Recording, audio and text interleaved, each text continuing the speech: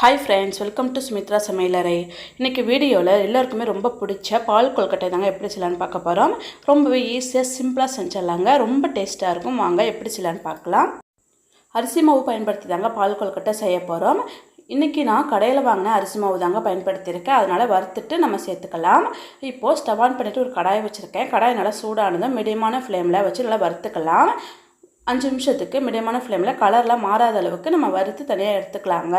இதுவே வீட்டில் அரைச்ச மாவு அரிசி மாவாக இருக்கலாம், இல்லைன்னா கொழுக்கட்டை மாவு இடியாப்ப மாவாக இருந்துச்சுன்னா நம்ம அப்படியே பயன்படுத்திக்கலாங்க. இப்போ வறுத்தாச்சு வேறு ஒரு பாத்திரத்துக்கு நம்ம மாற்றிக்கலாம். இப்போ மாவுக்கு தேவையான உப்பு சேர்த்துக்கலாம். 1/2 ஸ்பூன் உப்பு சேர்த்துக்கலாங்க. இது கூடவே ஜீனி 1 ஸ்பூன் அளவுக்கு சேர்த்துக்கிறேங்க. 1 ஸ்பூன் நெய் சேர்த்துட்டு ஒரு டைம் நல்லா மிக்ஸ் பண்ணி நல்லா கலந்து விட்டுக்கலாங்க. இந்த மாவு கூடவே சர்க்கரை சேர்க்கும் பொழுது நமக்கு அந்த உருண்டையிலுமே நமக்கு இனிப்பு இருக்கும். அதுக்காக நம்ம சர்க்கரை சேர்த்து நல்லா மிக்ஸ் பண்ணி கலந்து விட்டுக்கலாம். இப்போ நல்லா வெந்நீர் நம்ம சேர்த்துட்டு கொஞ்சம் கொஞ்சமாக கலந்து விட்டுக்கலாங்க.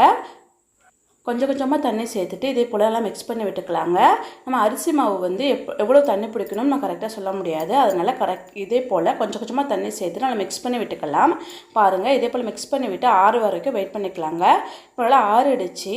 இப்போ கைகளாலேயே நல்லா பிசைஞ்சு விட்டுக்கலாங்க. ஒரு சப்பாத்தி மாவில் பிசைவோம்ல, அதே போல் நல்லா பிசைஞ்சு விட்டுக்கலாம். இப்போ பார்த்தீங்கன்னா நல்லா பிசைஞ்சு விட்டாச்சு. பாருங்கள், கையில் நல்லா ஒட்டாமல் வந்திருக்கு. பாருங்கள், நம்ம லைட்டாக கையில் தண்ணி தொட்டு பார்த்தோன்னா நமக்கு மாவு ஒட்டாமல் வரும். இந்த ஸ்டேஜில் கொஞ்சமாக மாவு எடுத்து சின்ன சின்ன உருண்டைகளை நம்ம உருட்டி வச்சுக்கலாம்.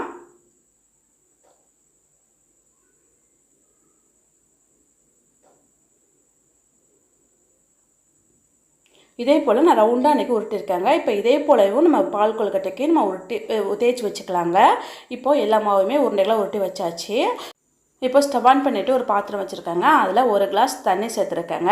அதே கிளாஸில் 2 கிளாஸ் பால் சேர்த்துக்கலாம். நான் காய்ச்சாத பால், திக்கான பால் தான் சேர்த்துக்கிறேங்க.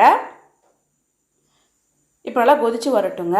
இப்போ பார்த்தீங்கன்னா பால்லாம் நல்லா கொதித்து வந்திருக்கு. பாருங்கள், இந்த ஸ்டேஜில் நம்ம உருட்டி வச்சுருக்கோம்ல கொழுக்கட்டை, அதெல்லாம் சேர்த்துக்கலாம். ஒரே டைமில் சேர்க்காமல் தனித்தனியாக இதே போல் சேர்த்துக்கலாங்க. இப்போ கொழுக்கட்டையெல்லாம் சேர்த்த பிறகு ஒரு 15 நிமிஷம் மீடியமான ஃப்ளேமில் வச்சு வேக விட்டு எடுத்துக்கலாங்க.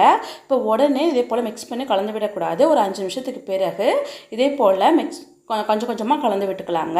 உடனே கலந்து விடும் பொழுது கொழுக்கட்டை எல்லாமே கரைஞ்சிரும். அதுக்காக உடனே கலந்து விடாமல் ஒரு 5 நிமிஷத்துக்கு பிறகு இதே போல் பொறுமையாக கலந்து விட்டுக்கலாம். ஒரு 15 நிமிஷம் வச்சோன்னா அந்த கொழுக்கட்டையெல்லாம் நமக்கு வெந்து வந்துடுங்க. இப்போ நல்லா கொதித்து வந்துருச்சு. பாருங்கள், இப்போது கொழுக்கட்டை எல்லாமே நல்லா பாதியளவு நல்லா வெந்து வந்துருச்சுங்க.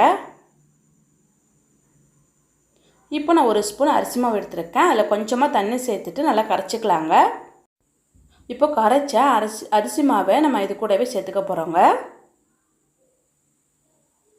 ஏன்னா இன்னும் கொஞ்சம் கொதித்து நமக்கு திக்காக வரும். அதுக்காக நம்ம சேர்த்துட்டு கொஞ்சமாக மிக்ஸ் பண்ணி கலந்து விட்டுக்கிட்டே இருக்கணுங்க. ஏன்னா அரிசி மாவு சேர்த்துருக்கோம்ல, அடி பிடிச்சிரும். அதனால் இதே போல் மிக்ஸ் பண்ணி கலந்து விட்டுக்கலாம். இப்போ நான் இது கூடவே ஏலக்காய் சேர்த்துக்கிறேங்க. நான் 2 ஏலக்காய் நல்லா இடிச்சிட்டு சேர்த்துருக்கேங்க. நம்ம ஏலக்காய் தூள் இருந்தாலும் 1 ஸ்பூன் அளவுக்கு சேர்த்துட்டு நல்லா கொதிக்க விட்டுக்கலாங்க. இப்போது ஓரளவு நல்லா திக்காக வந்திருக்கு. பாருங்கள், இந்த ஸ்டேஜில் நம்ம சர்க்கரை சேர்த்துக்கலாம். நம்ம வீட்டில் யூஸ் பண்ணுவோம்ல சின்ன டம்ளர், அந்த டம்ளரால் நான் 1 டம்ளர் அளவுக்கு சர்க்கரை எடுத்துருக்கேங்க. அதை நம்ம சேர்த்துக்கலாம். இந்த அளவு சேர்க்கும் பொழுது கரெக்டாக இருக்கும். சர்க்கரைலாம் சேர்த்த பிறகு பொறுமையாக கலந்து விட்டுக்கலாங்க. இப்போ சர்க்கரையெல்லாம் நல்லா கொதித்து கரைஞ்சி வரட்டுங்க.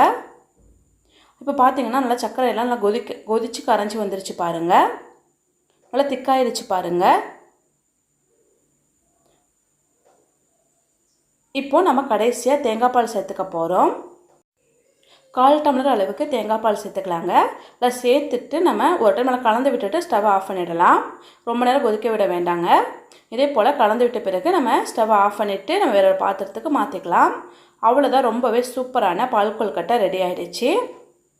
நான் இப்போ எல்லாமே டம்ளர் அளவுகளை சொல்லியிருக்கேங்க. நீங்கள் மெஷரிங் கப் இருந்தாலும் அதில் பயன்படுத்திக்கலாம். இதே மாதிரி செய்யும் பொழுது ரொம்பவே பர்ஃபெக்டான பால் கொழுக்கட்டை நமக்கு வருங்க. ரொம்ப சூப்பராக இருக்கும். இதே போல் நீங்களும் செஞ்சு பாருங்கள். கரையாமல் வந்திருக்கு. பாருங்கள், இதே போல் நீங்களும் செஞ்சு பாருங்கள். செஞ்சு பார்த்துட்டு எப்படி இருந்துச்சுன்னு கமெண்ட்ஸில் சொல்லுங்கள். லைக் பண்ணி ஷேர் பண்ணுங்கள். இந்த வீடியோ பிடிச்சிருந்தால் சப்ஸ்கிரைப் பண்ணி சப்போர்ட் பண்ணுங்கள். தேங்க்யூ.